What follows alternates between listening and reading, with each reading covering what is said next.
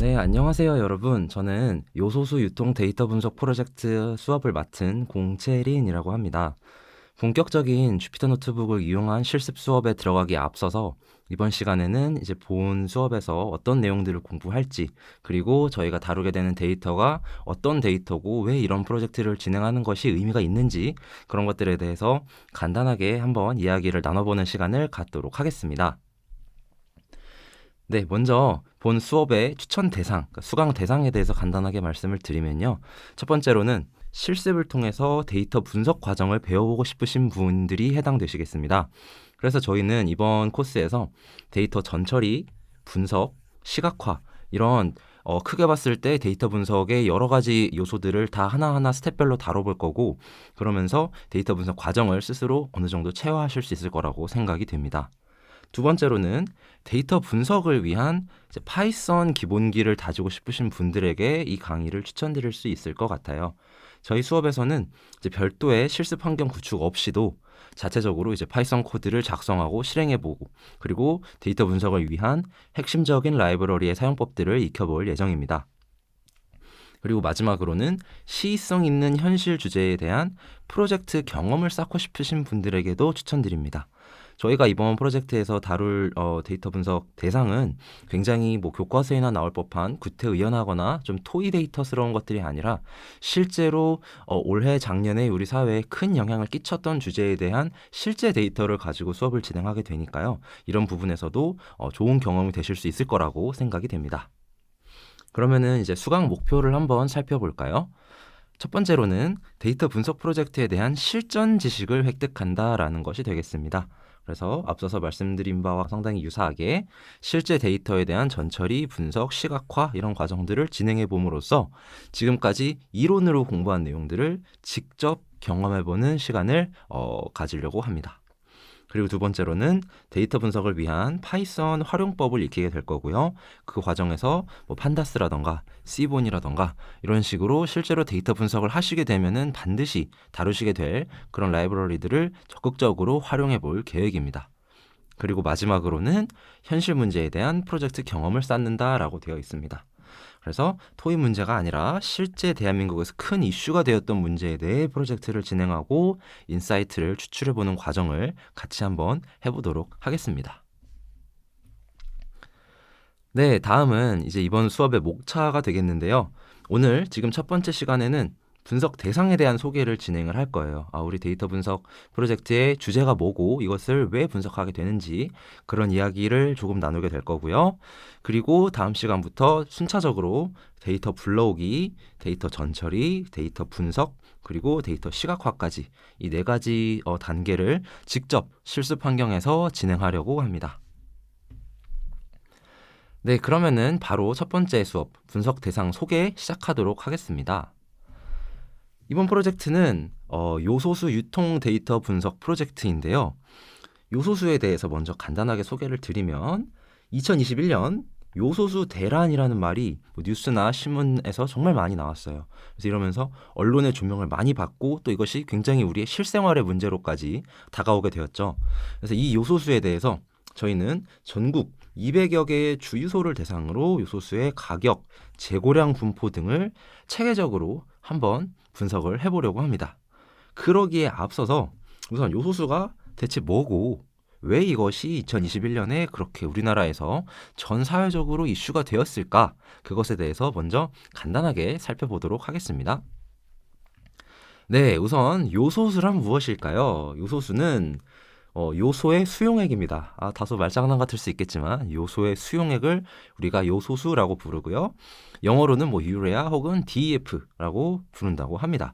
그래서 만약에 이 주제에 대해서 관심이 있으신 분들은 유레아 이런 식으로 검색을 해보시면 관련된 자료가 굉장히 많이 나오게 됩니다.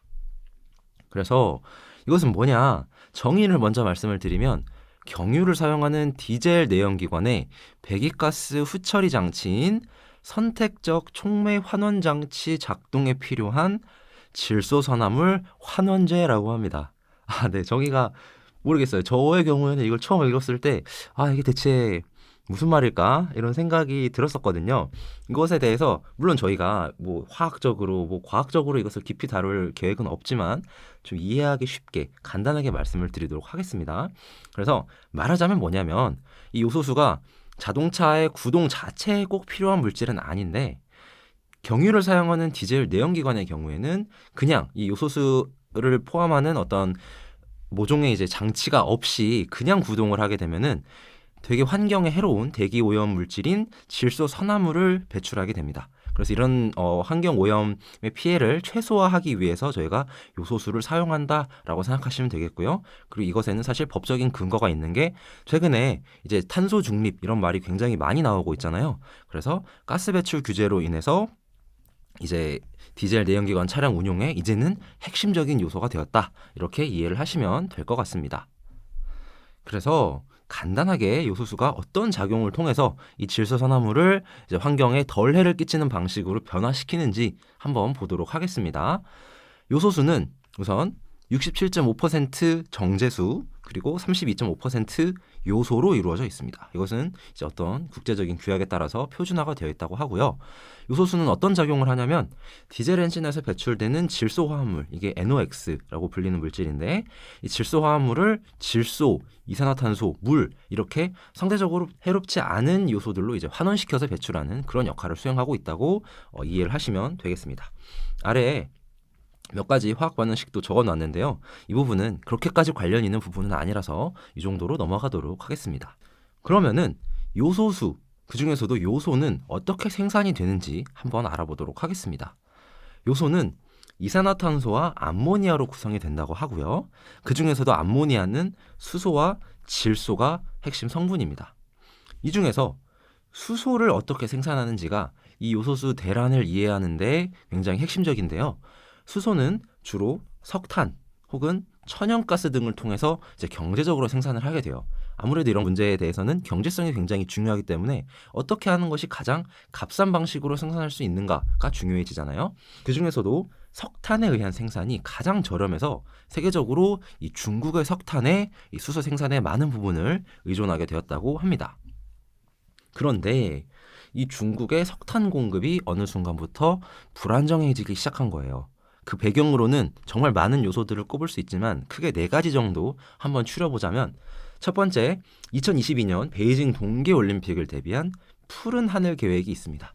세계인들에게 베이징의 푸른 하늘을 보여줘야겠다라는 어떤 중국 정부의 큰 아젠다 하에서 중국의 이제 대기 질을 개선하고자 하는 그런 노력들이 진행이 됐었어요. 그러다 보니까 당연히 대기 오염에 많은 영향을 줄 수 있는 이 석탄 부분에 대한 제재가 들어가기 시작했고요.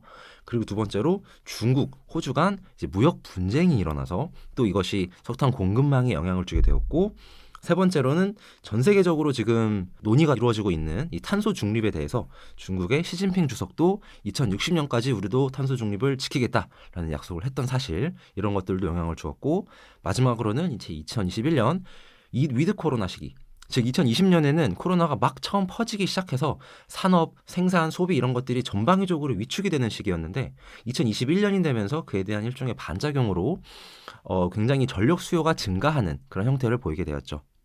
그래서 이런 것들과 이제 중국 자체적인 수출 통제 이런 요인들이 맞물리게 되면서 중국의 석탄 공급이 불안정해지게 되었습니다. 그럼 이것이 국내에는 어떤 영향을 주었을까요? 대한민국은 요소 수입량의 약 97%를 중국에 의존하고 있다고 합니다. 그래서 중국이 앞서서 말씀드린 이유로 인해서 석탄의 수출을 통제하게 되니까 그 석탄을 통해서 수소를 생산하고 그 수소를 통해서 요소를 생산하게 되는데 일시적으로 요소와 요소수의 품귀 현상이 발생하게 된 거죠.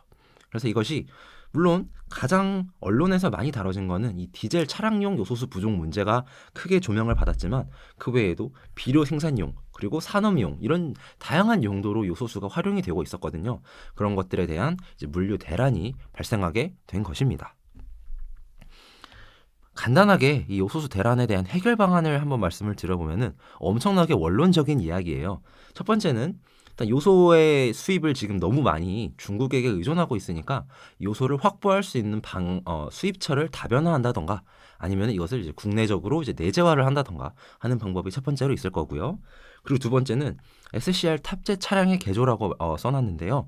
말하자면 디젤 자동차를 운용을 할 때 꼭 요소수가 아닌 다른 물질을 통해서도 이런 후처리를 할 수 있도록 차량 자체를 개조하면 되지 않느냐라는 목소리도 있습니다. 그리고 세 번째로는 요소 대체 물질을 상용화해보자. 그래서 요소의 역할을 대체할 수 있는 그런 물질을 한번 개발을 해보자라는 이야기도 나오고 있는 상황입니다. 하지만 이 세 가지 다 굉장히 단기적으로 이루어질 수 있는 일들이라기보다는 장기적으로 우리가 어떤 방향으로 나아가야 하는지에 대한 이야기라고 생각이 되네요. 네, 여기까지 해서 요소수에 대한 그리고 이 대란에 대한 사전 설명은 끝났습니다. 이제 말씀드린 것과 같이 본격적으로 실습 프로젝트를 진행하면서 데이터 분석을 한번 경험해 보도록 하겠습니다. 들어주셔서 감사합니다.